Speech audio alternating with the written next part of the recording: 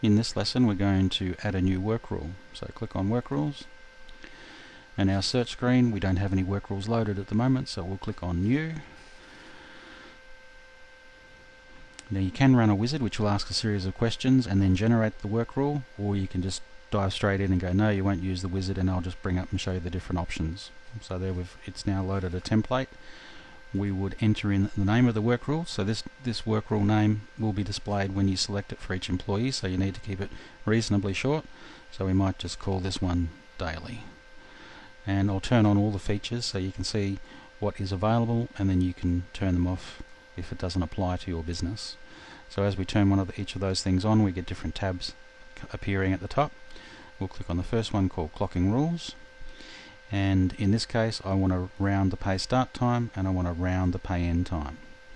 So this particular one, we're going to say they start at 7 o'clock in the morning, and we're going to have an early tolerance on this particular one of 15 minutes and a late tolerance of 5 minutes.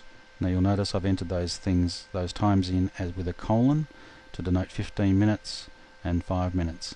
The early tolerance in this case means that if an employee clocks in from 6:45 in the morning through till 7 o'clock, they get paid from 7 o'clock.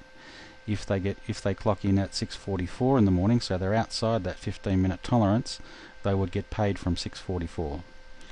And similarly on the late side, if they're up to 5 minutes late, it'll pay them from 7 o'clock. And if they clock in, say, at 7:06 and onwards, they'll get paid from 7:06. So it's up to you as to where those tolerances lie to suit your business. And on the clock out, we might say they clock out at 4 o'clock in the afternoon, and you'll notice I've entered 1600 because all entries of time in the system are entered in 100 hours, 1600 being 4 o'clock in the afternoon. So on an early tolerance in this case, I might say a 5-minute early tolerance. So if they clock out from 3:55, 3:56, 3:57, 3:58, all the way through to 4 o'clock, they'll get paid to 4 o'clock. If they clock out any earlier than that, they would effectively get docked those minutes.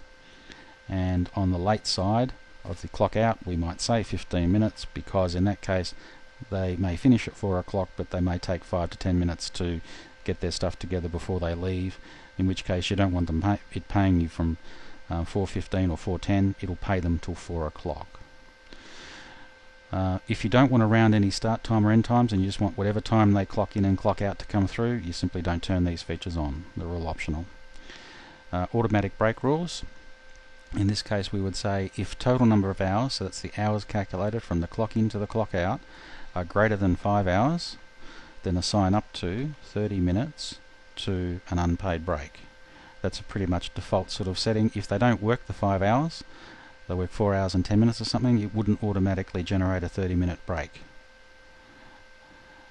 Time type rules. Now we're running the business edition version here, so there are multiple listings that can be done from this, and our rule method in this case is total number of hours, and just a default one would be something like if unassigned hours, that's the total amount of time that's generated, are greater than 0, which means there's something there, assign up to 7.6 into base hourly. Now you'll notice I entered 7.6 there. I could have entered 7 hours and 52 minutes, and it redisplays it back as decimal. So in this case we'll say 7.6 to base hourly. Now if there's anything left, the next test would be if unassigned hours are greater than 0, which means there may be something left. I might assign 2 hours through to time and a half. And the next one I might say if unassigned hours greater than 0, assign the next 10 hours, say, because there wouldn't be anything more than that, through to double time. Now in this case, if someone works 8 hours for example, it would put 7.6 hours into base hourly, and there'd be 0.4 of an hour left, so that would be greater than 0, so it would put that 0.4 of an hour into time and a half. Similarly, if someone was working 10 hours, say, it would put 7.6 hours into base hourly, 2 hours into time and a half, and the balance, which would be 0.4, into double time.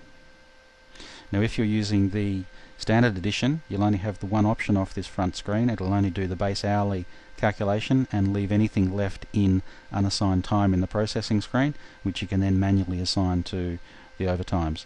If you wanted to upgrade to the business edition, that's just give us a buzz and we can sort out an upgrade on the license for you. Allowances was the last one. If you use allowances, it works on the basis of if total number of hours are greater than, again, let's say 5, you might assign then 1 of a particular allowance. And at the moment we haven't got any allowances set up, but it might be something like a lunch break or a meal break. So we go back to general information, and once we're happy with all that, in any case, we can go back and review those. We can save it, and that'll then save our first work rule. And you can have as many work rules as you like, and each employee is assigned back to that work rule. And that's it.